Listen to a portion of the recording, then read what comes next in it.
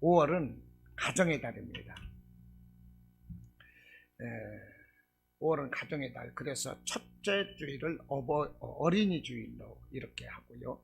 두 번째 주일은 이제 어버이 주일이라고 그럽니다. 그리고 또 뭐 스승의 주일도 있고요. 많습니다. 부부의 날도요.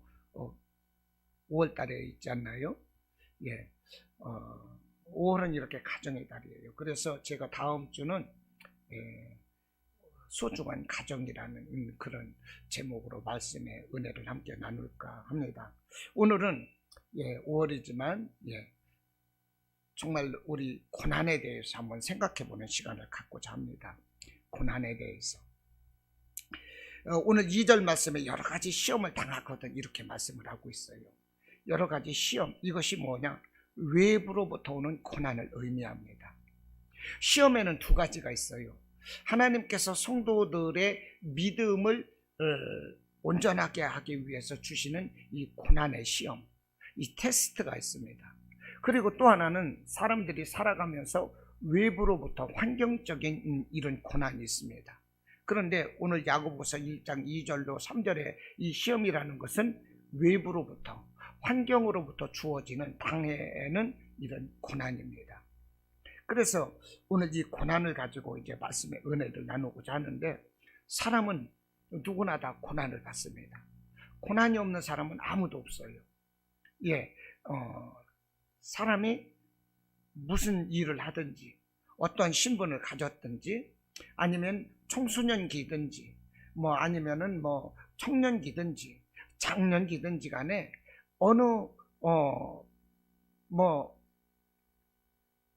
어느 단계이든지 간에 어느 분야에 있든지 간에 누구나 다 고난을 겪으면서 살고 있다는 것입니다. 그래서 오늘 이 고난에 대해서 말씀의 은혜를 나누고자 하는데요. 이 고난은 사람에게 유익합니다. 사람에게 유익해요. 우리가 하나님을 기억하고 바라보게 되는 것이 고난입니다. 이 고난이 있을 때 하나님께 기도하게 되는 것입니다. 이 고난을 통해서 참고 인내하는 훈련을 우리가 하게 되는 것이고요.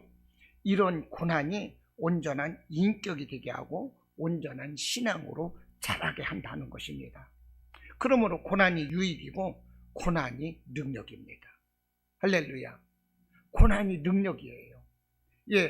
제가 말씀을 묵상하면서 우리에게 능력이 무엇일까? 가만히 생각해 보니까 고난이 능력인 거예요. 이 고난이 능력인 것입니다. 이 고난은 값진 선물을 우리에게 대가로 안겨줘요. 대가 없는 고난이 없어요. 이 고난은 우리에게 이렇게 유익하고 값진 것입니다. 예수님도 십자가에서 고난당하셨어요. 그리고 죽으셨습니다. 이 사탄도 예수님이 이 땅에 왜 오신 걸 알아요. 하나님의 아들이면서 모든 인류의 죗값을 치르고 인류를 구원하기 위해서 오셨다는 것을 사탄이 알아요. 그래서 사탄은 예수를 쓰러뜨리려고 했던 것이고요. 예수님이 십자가에서 죽으실 때 사탄은 비로소 야토하고 환호성을 지른 거예요. 우리가 이겼다, 우리가 이겼다 그러면서 막 환호성을 질렀어요. 이게 사탄이요. 그러므로 이 사탄의 생각대로 예수님이 정말 십자가에 고난만 있었다고 보면 예수님의 죽으심은 헛된 것입니다. 그 예수를 믿는 우리의 믿음도 헛되요. 그러나 십자가에는 뭐가 있느냐? 부활이 있습니다. 할렐루야. 십자가에는 부활의 영광이 있어요. 예수님이 다시 사신 거예요. 그래서 사탄은 또 한 번 놀라는 거예요. 우리가 이겼다고 환호성을 질렀는데 예수님이 사시니까 아이쿠 망했네 그러면서 처절한 비명을 질렀다는 것입니다. 예수님의 십자가 고난과 죽으심이 없었다면 부활도 없어요. 그러므로 예수님의 십자가 고난은 유익이 되는 것이고 온 인류를 살리시고 하나님의 계획을 이루시는 데 있어서 큰 능력이 되었다는 거예요. 그러니까 여러분, 고난은 우리에게 유익이 되고 능력이 되는 것입니다. 할렐루야. 우리가 고난받기를 싫어해요. 고난을 기피합니다. 그러나 고난은 우리에게 어마어마한 유익이 되고 능력이 된다는 거예요. 우리가 고난만 자주 겪다 보면 우리는 큰 능력의 사람이 되는 것입니다. 세상이 우리를 넘볼 수 없는, 세상이 우리를 이길 수 없는, 우리는 이런 능력 있는 사람이 되는 거예요. 고난을 통해서 우리는 능력을 키우게 되는 것입니다. 그러나 고난은 우리에게 고통스럽습니다. 그래서 이 고난을 이길 수 있어야 돼요. 이 고난을 이겨야 됩니다. 이 고난의 시험을 당할 때 우리가 이것을 이겨야 되는데 어떻게 이 고난의 시험을 이길 수 있느냐는 거예요. 사람이 이 고난 당하게 되면은요, 그 문제를 해결하기 위해서 자신의 지식과 방법과 여러 가지 경험을 동원하게 됩니다. 그러나 사람의 지식, 방법, 이 경험이라는 것은요, 일을 더 어렵게 만들어요. 더 꼬이게 만듭니다. 이렇게 사람이 이렇게 일이 잘못되면은 얼른 하나님을 찾고 의지해야 되는데요, 그렇지 못해요. 작은 일에도 시험 들고 더 낙심하게 되고 포기하게 돼요. 이게 사람이에요. 사실 이 고난이 있고 시험 될 때, 어려움이 있을 때 우리는 한 번쯤 쉬어야 됩니다. 잠시 일을 멈춰야 돼요. 그리고 그 일의 까닭을 하나님께 기도하면서 우리가 깨달아 알아야 되는 것입니다. 그런데 사람이 어때요? 잠시 쉬고 하나님께 기도하고 이런 영적인 부분이 필요한데 조금 잘못되면 사람은 더 초조하게 되고 조급해지게 되고요, 막 서둘게 돼요. 그런 경험 없나요? 있잖아요. 일이 어려울 때 잠시 내려놓는 이렇게 지혜가 필요해요. 왜 그렇게 됐지? 그러면서 하나님께 기도하고 묵상이 필요해요. 그런데 우리는 그렇지 못해요. 막 초조하게 되고 막 조급하게 돼요. 좀 잘못되고 이렇게 꼬인 것을 만회하기 위해서 막 더 서두르게 돼요. 무리하게 돼요. 그러다 보면 더욱더 실패하게 되고 낭패감을 안게 된다는 것입니다. 나중에는 에라 모르겠다, 될 대로 되나, 그러면서요 그냥 막 나도 모르겠다 그래 버리거든요. 그럴 때 정말 돌이킬 수 없는 불행을 초래하게 된다는 거예요. 누구나 다 그런 전철을 밟고 있어요. 이것이 이 고난으로 우리에게 역사하는 시험이다 하는 거예요. 그러면 우리에게 이렇게 시험이 되고 이 고난이 우리에게 다가오는 이것을 우리가 해결할 수 있는 방법은 무엇일까? 그거죠. 우리에게 여러 가지 시험이 다가오고 이 고난을 주고 있는데 이것을 해결할 수 있는 방법이 무엇이겠느냐 하는 것입니다. 방법이 있을까요, 없을까요? 있습니다. 첫째는요, 우리가 더욱더 이 시험을 통해서 다가오는 고난 앞에서 감사하자는 거예요. 할렐루야. 감사할 수 있어야 되는 것입니다. 사실 고난당하는 자는요, 감사할 수가 없어요. 울고 통곡해도 시원치가 않습니다. 땅을 치며 통곡해도 이게 고난 앞에서 우리는 어떻게 할 수가 없어요. 그렇기 때문에 사람이 시험당하고 고난당할 때 잘못된 생각을 하고 잘못된 선택을 하는 것입니다. 그런데 시험당하는 사람에게 이 감사하라고 하면 이게 어려운 거죠. 예를 들어서 이 고난받는 사람이 희죽희죽 웃고 다닌다면 어떻게 되겠어요? 사람들이 생각할 때, 야, 저 사람 고난당하더니 뭔가 잘못됐나 봐, 제정신이 아닌가 봐, 그렇게 생각할 거야 아마. 그래서 야, 저 사람 제정신이 아니야, 뭔가 고난받더니 저 사람 잘못됐어, 그러면서 희죽희죽 웃는 그 사람이 두려워지는 거예요. 그러면서 피하게 될 거예요 아마. 안 그렇겠어요? 예. 그렇다고 보면 우리가 어떻게 감사할 수 있느냐 하는 거예요. 우리가 감사할 수 있는 것은 하나님의 선하신 목적과 뜻이 이 고난 가운데 있다 하는 것을 우리가 알자는 것입니다. 이유 없는 고난이 없어요. 하나님께서 이유 없이 우리에게 시련을 주시는 것이 아닙니다. 우리를 세우시고자 하는 하나님의 뜻이 있어요. 우리가 당하는 고난 가운데서는 하나님의 뜻이 있고 우리를 통해서 이루시고자 하는 하나님의 계획이 있다 하는 것입니다. 이 고난을 통해서 하나님은 우리를 만들고자 하는 계획이 있으신 거예요. 그러므로 우리가 고난 가운데서 이 고난을 참고 이겨내면 궁극적으로 우리는 승리한다는 것입니다. 우리는 이것을 생각할 때 얼마든지 감사할 수가 있다는 거예요. 여러분 이해하시죠? 예. 오늘 2절 말씀에 그렇게 말씀을 하는 것입니다. 2절 말씀에 여러 가지 시험을 당하거든 온전히 기쁘게 여기라 그랬어요. 여러 가지 시험 당하면 온전히 기쁘게 여기래요. 여러 가지 시험 당하면 땅을 치며 통곡해야 될 판인데 기쁘게 여기래요. 여기서 기쁘게 여기라는 것이 무엇입니까? 감사하라는 맥락인 것입니다. 2절 말씀에 여러 가지 시험을 당하거든, 여러 가지 고난이 있거든, 이런 뜻 아니겠어요? 기쁘게 여기래요. 감사하라는 것입니다. 우리는 시험의 고난 앞에서 우리는 감사할 수 있어야 되는 것입니다. 우리가 성경의 이 다니엘서를 보면요, 이 다니엘은 이스라엘에서 이제 이스라엘이 멸망하면서 바벨론으로 포로로 끌려갔습니다. 포로로 끌려갔는데 이 바벨론에서는 그 나라의 최고 관리 120명이 있었습니다. 그리고 3명의 총리가 있었어요. 120명의 최고 관리와 3명의 총리가 있었는데 다니엘은 포로로 끌려갔으면서도 그 3명의 포로 중에서 가장 높은 자리에 있었던 사람이 다니엘이었어요.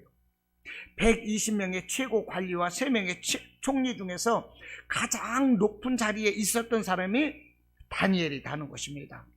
그러다 보니까 이 바벨론의 그 모든 사람들이 다니엘을 막 시기하고 질투하는 것입니다. 포로로 끌려온 주제에 우리보다 높은 자리에 있다니, 이것은 말도 안 되는 거야. 이것은 너무 기가 막혀. 이건 있을 수 없는 일이야. 그러면서 다니엘을 끌어내리려고 했는데, 그러나 다니엘은 워낙 정직하고 이 충성되고 헌신된 사람이라서 다니엘의 허물을 찾을 수가 없는 것입니다. 아무리 봐도 다니엘을 끌어내릴 만한 허물이 없어요. 그래서 다니엘을 끌어내리기 위해서 간계를 꾸몄습니다. 그것이 뭐냐면 앞으로 한 달 동안 이 바벨론의 왕 외에 어떤 신에게나 사람에게 무엇을 기도하거나 구하면 그를 사자굴 속에 던져 넣어서 사자밥이 되게 하자 하는 이런 법령을 만들었다는 것입니다. 왜 이렇게 바벨론의 왕 외에 다른 신이나 다른 사람에게 기도하고 구하는 사람을 이 사자굴 속에 던져 넣자는 법령을 만들었느냐면, 다니엘은 늘 이스라엘의 하나님께 기도하는 사람이었거든요. 그것을 알기 때문에 다니엘을 끌어내리고자 하는 그런 간계를 세웠던 것입니다. 다니엘을 타겟으로 삼아서 그런 법령을 만들었던 것입니다. 그런데 다니엘은 그것을 뻔히 알고 있어요. 다니엘은 그것을 알고 있는 것입니다. 이 바벨론의 이 관리들이 이 왕이나 왕 위에 다른 신이나 다른 사람에게 기도하여 구하는 사람을 사자굴 속에 던져 넣는다 하는 그 법령을 세워서 이것을 바벨론의 왕에게 가지고 가서 왕의 허락을 받았습니다. 왕의 어인을 찍었어요. 그리고 바벨론 전국에 이것을 공포를 했어요. 이것이 다니엘 자신을 해치고자 하는 것을 다니엘은 아는 거예요. 그러면서도 다니엘은 눈 하나 끔찍하지 않고 전에 하던 대로 예루살렘을 향하여 창문을 열고 하루에 3번씩 하나님께 기도하고 감사했다. 이것을 다니엘서 6장 10절에서 기록을 하고 있는 것입니다. 그러니까 다니엘은 뭐요? 죽일 테면 죽이라 이것입니다. 내가 어떤 두려움이 있을지라도, 너희들이 나를 두렵게 하고 나를 억압하고 나의 신앙을 억압할지라도 나는 하나님께 대한 기도, 하나님께 대한 예배, 하나님께 대한 감사를 내가 끝이지 않겠다. 이런 다니엘의 결단인 것입니다. 절망적인 환경 속에서도 다니엘은 기도했고요, 다니엘이 기도했던 것은 하나님께 감사였어요. 다니엘서 6장 10절에 이렇게 말씀을 해요. 다니엘이 이 조서에 왕의 도장이 찍힌 것을 알고도 자기 집에 돌아가서는 윗방에 올라가 예루살렘을 향한 청문을 열고 전에 하던 대로 하루에 3번씩 무릎 꿇고 기도하며 그의 하나님께 감사하였다는 것입니다. 다니엘은 절망 가운데서도 하나님께 기도하고 감사했대요. 이것을 볼 때 이 감사라는 것은 신앙이라는 것입니다. 우리가 하나님께 감사한다는 것은 신앙의 문제이지 환경의 문제가 아니다는 거예요. 우리가 환경적으로 내가 잘 풀리고 그럴 때 감사하는 것이 아니라 감사는 하나님 앞에서 당연한 신앙 행위라는 거예요. 이해하십니까? 예. 하나님께 속한 사람과 이 세상에 속한 사람과 구별할 수 있는 것이 무엇이겠습니까? 그것은 하나님께 대한 감사인 것입니다. 감사는 열매인 것입니다. 감사는 열매예요. 그런데 이 감사는 믿음이 있을 때 감사할 수가 있는 것입니다. 믿음이 있으니까 이 절망적인 환경 가운데서도 다니엘은 감사할 수가 있는 것입니다. 이 불같은 시험이 내게 고통스러울지라도 내게 이루실 주님의 그 목적하심을 바라보고 나갈 때 주님은 순금과 같이 정금과 같은 이 정교한 보석과 같이 나를 명품 인생으로 디자인하실 것이라는 것을 내가 믿을 때 내가 기뻐하면서 감사할 수가 있는 거예요. 할렐루야. 내 인생의 디자이너는 주 예수 그리스도입니다는 이런 믿음과 고백이 있을 때 우리가 하나님께 감사할 수가 있는 것입니다. 저는 우리 교회 주보에서도 인생의 디자이너 예수 그리스도입니다 이것을 써놨어요. 제가 피켓을 들고 전도할 때도 내 인생의 디자이너 예수 그리스도입니다 이것을 써서 들고 삽니다. 여러분, 우리 예수님은 우리 인생의 디자이너입니다. 우리 인생을 아름답게 만들어 갔어요. 우리가 그것을 기억할 때 우리가 하나님께 감사할 수가 있는 것입니다. 내 인생의 디자이너가 되시는 예수님은 내 인생을 만들기 위해서 때로는 고난도 주시는 거예요. 때로는 우리 인생을 시험하는 것입니다. 이런 시험과 고난 앞에서 우리는 감사할 수 있어야 되는 거예요. 우리가 성숙한 믿음이라면 하나님, 왜 내게 이런 고난을 주십니까? 왜 나를 이렇게 시험하십니까? 왜 그렇습니까? 왜 그러세요? 왜 내가 고난 받아야 되죠? 왜 내가 이런 저주 같은 이 고난을 받아야 되죠? 왜 나만 이런 고난을 겪어야 되죠? 이런 왜라는 말을 사용해서는 안 된다는 거예요. 성숙한 신앙일수록 왜라는 말, 왜라고 불평하고 원망하기보다는 이제는 내가 무엇을 해야 될까요? 이 상황에서 내가 할 수 있는 것은 무엇일까요? 이렇게 말하는 것이 성숙한 신앙인이라는 것입니다. 할렐루야. 이해가 되시나요? 어느 나라 선교사님이 그 나라에서 무슨 이유 때문인가 선교에 그 실패를 하고 고국으로 돌아왔는데요. 자기가 선교가 싫어서가 아니라 선교에 무슨 이유 때문인가 이제 그 선교할 수 없어서 고국으로 돌아왔어요. 선교의 열심을 가지고 외국에 나갔는데 선교할 수가 없었어요. 그러나 하나님을 원망하지 않았습니다. 고국으로 돌아왔어요. 팔 한 짝을 잃었어요. 그런데도 하나님을 원망하지 않았어요. 하나님, 제가 하나님께 이렇게 충성을 하고 있는데 왜 제가 하고자 하는 것이 이렇게 닫혀지는 것입니다. 닫혀지는 것입니까? 하나님, 왜 이런 고통을 주십니까? 내 팔을 가져가시면 내가 어떻게 선교를 해요? 왜 그러시죠? 이렇게 따지지 않았어요. 원망하지 않았어요. 그는 이렇게 말했답니다. 저는 이제 팔 한 짝이 없습니다. 이제 내가 할 것은 무엇인가요? 이렇게 말했다는 거예요. 하나님, 이제 제가 무엇을 해야 될까요? 제가 무엇을 드려야 될까요? 하나님, 제가 어떻게 해야만이 하나님의 뜻을 이룰 수 있을까요? 이렇게 기도했다는 거예요. 이것이 감사인 것입니다. 할렐루야. 이것이 감사고 이것이 성숙한 신앙인의 자세라는 거예요. 우리는 고난 앞에서 감사해야 되는 것입니다. 두 번째, 하나님이 우리에게 시련을 주실 때, 우리가 외부로부터 시련을 당할 때, 우리가 고난 당할 때 우리가 어떻게 극복할 것인가? 이것은 기도해야 한다는 것입니다. 5절 말씀에 하나님께 구하라 그리하면 주시리라 그랬어요. 하나님께 구하라. 여러분, 기도해야 되는 것입니다. 우리가 고난 당하거나 시험 당할 때 우리가 해야 될 일은 하나님 앞에 바짝 엎드려야 되는 거예요. 고난이나 시험 당할 때 우리가 할 수 있는 것은 아무것도 없어요. 하나님께 엎드리면 되는 것입니다.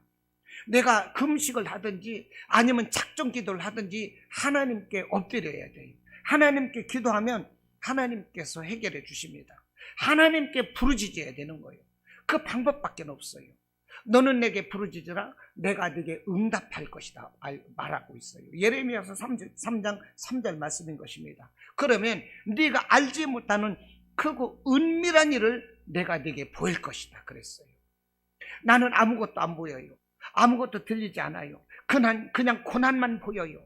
내게 시련만 당할 뿐이에요. 그러나 너는 내게 부르짖으라. 그러면 내가 네게 응답할 은밀한 모든 것을 너에게 보여줄 것이다.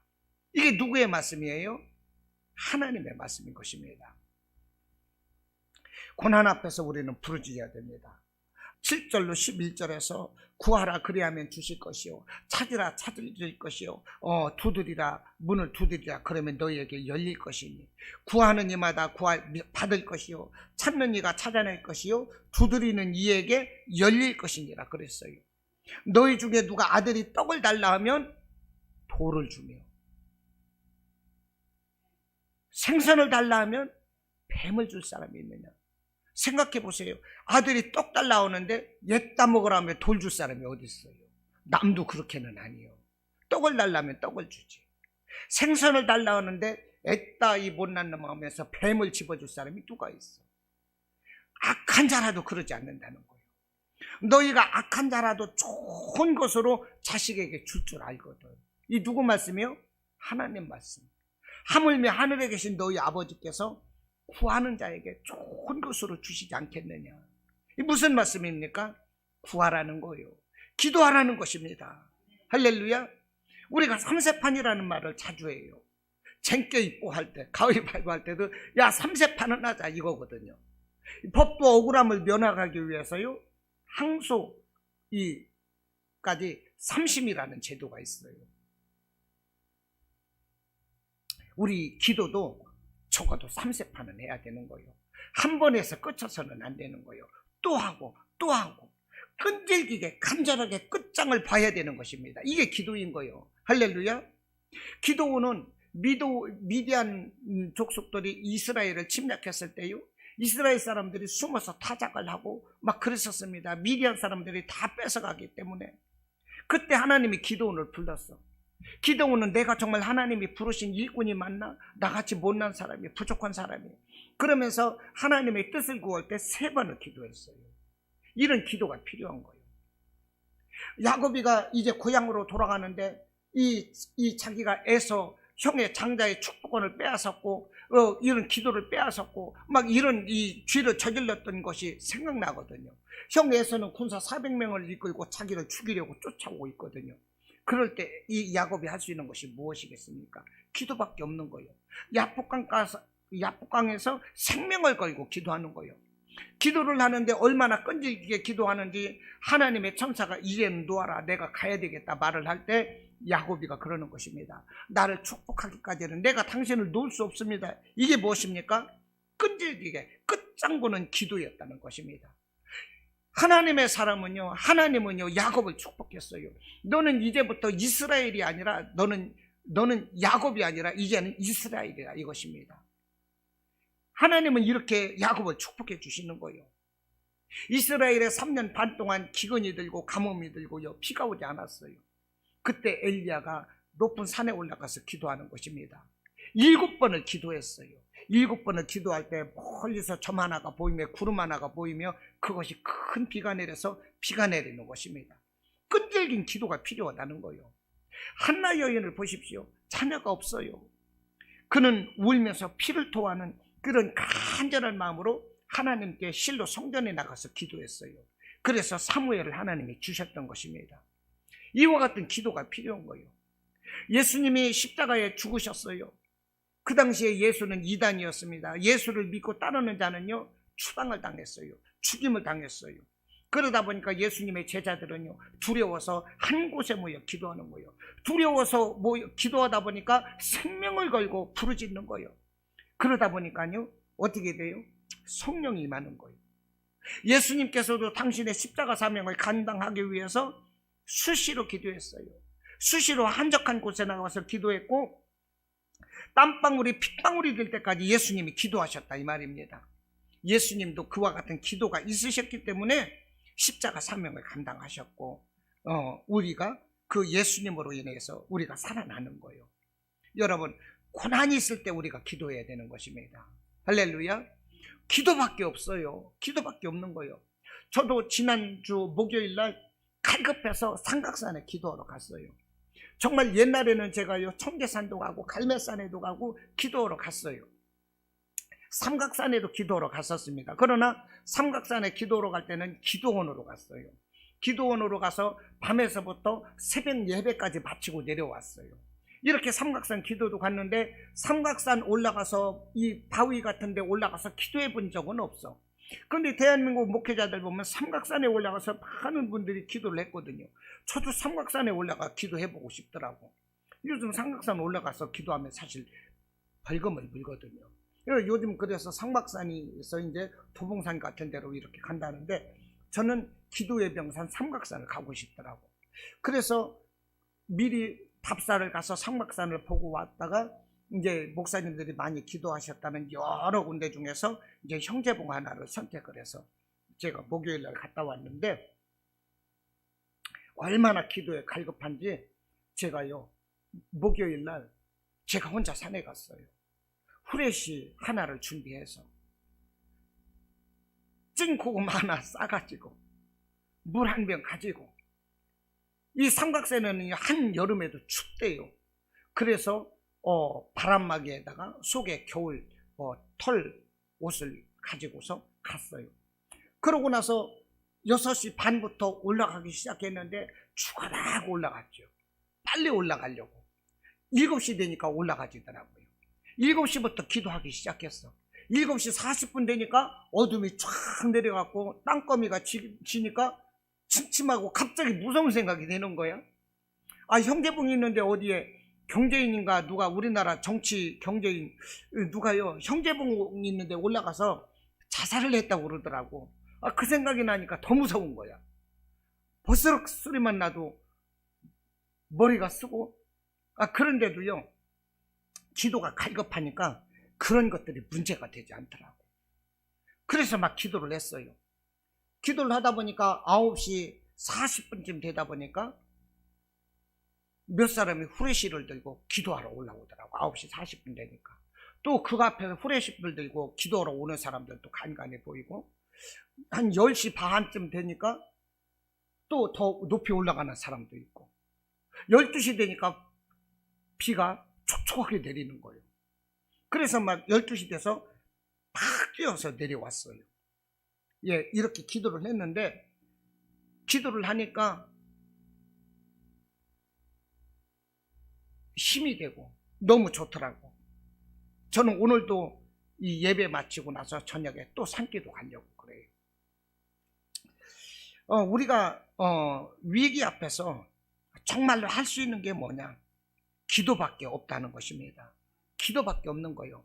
기도를 하면 하나님께서 이 고난을 이길 수 있는 힘을 주십니다. 기도를 하면 이 고난을 피해갈 수 있는 지혜를 주시고요.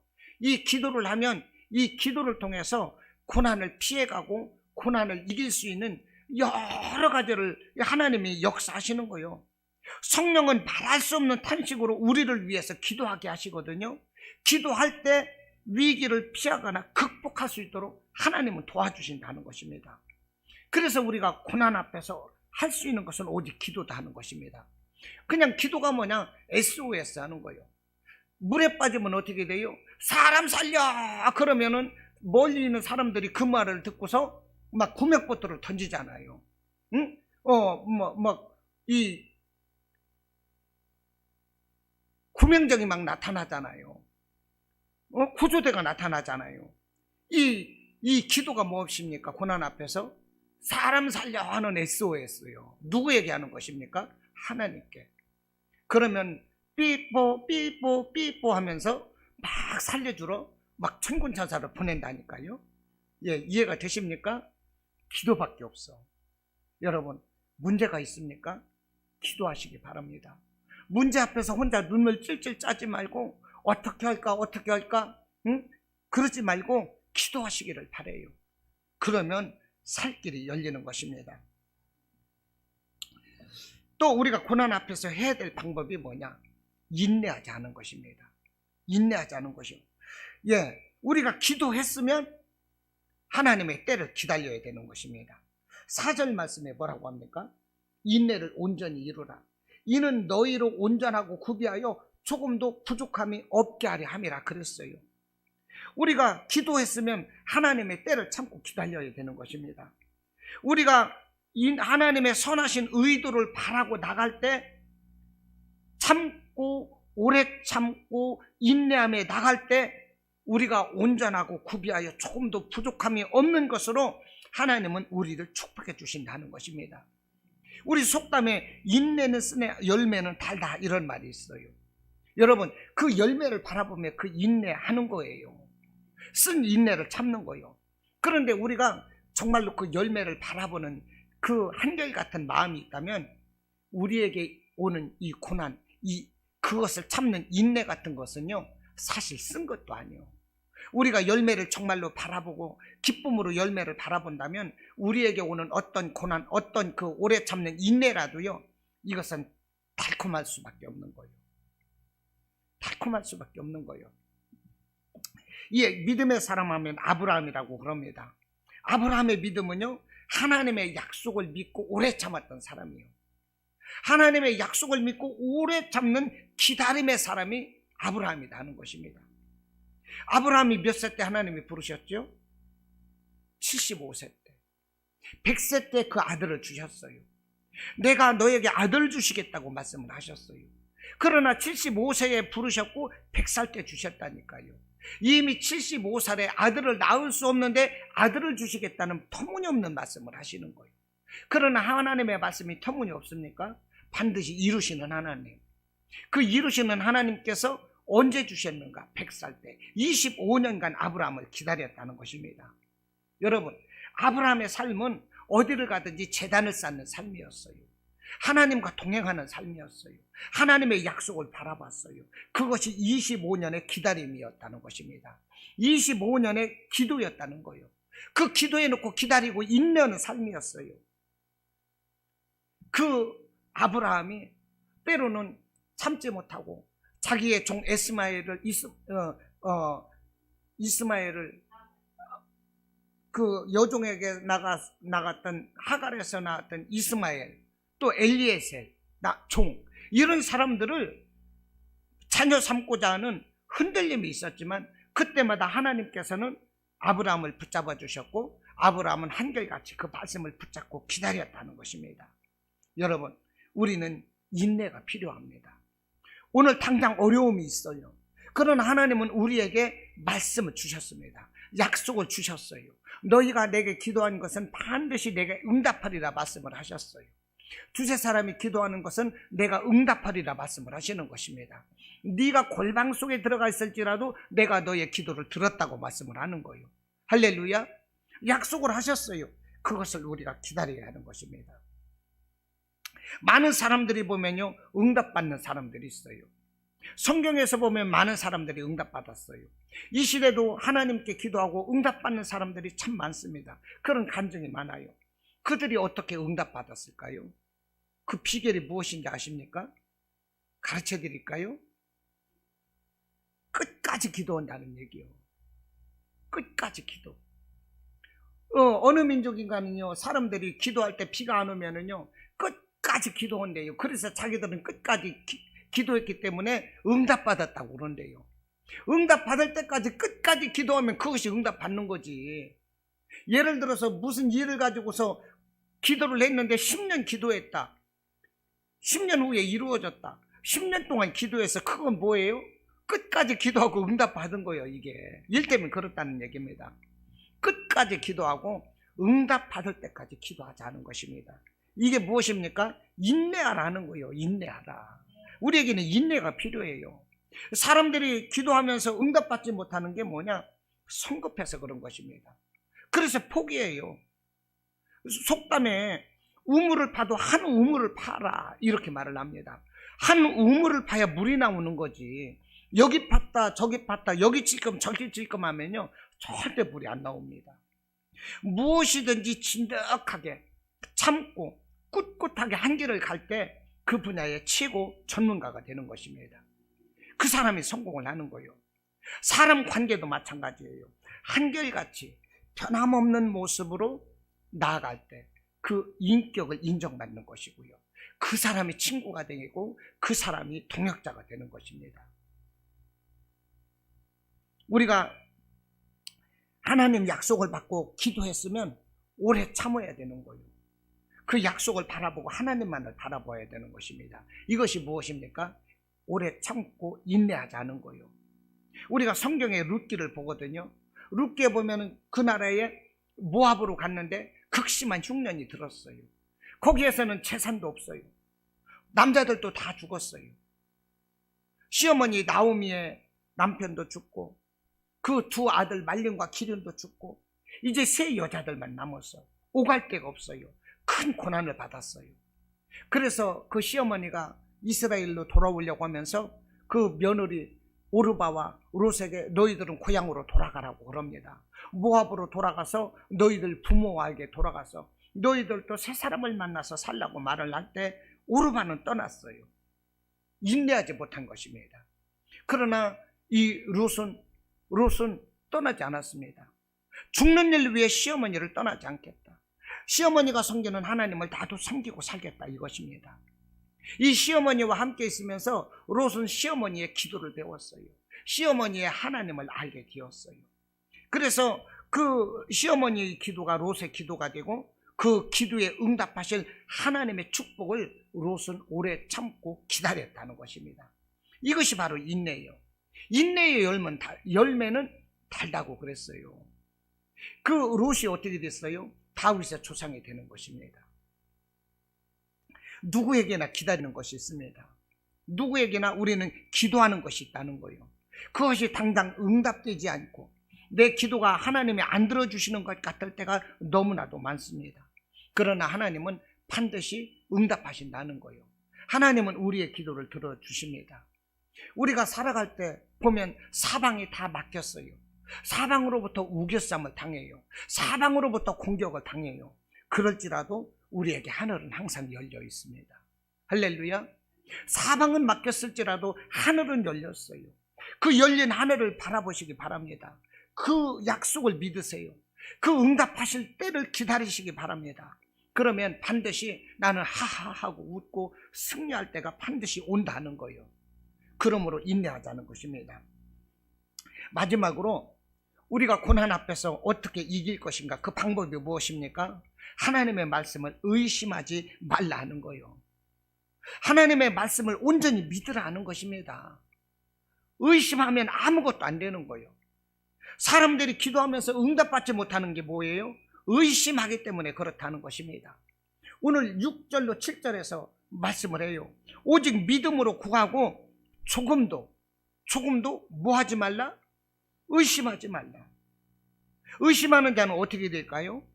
마치 바람에 밀려 요동하는 바다물결 같으니 이런 사람은 무엇이든지 죽게 얻기를 생각하지 말래요. 여러분, 바다 가운데 바람이 불 때 그 배가 어떻게 됩니까?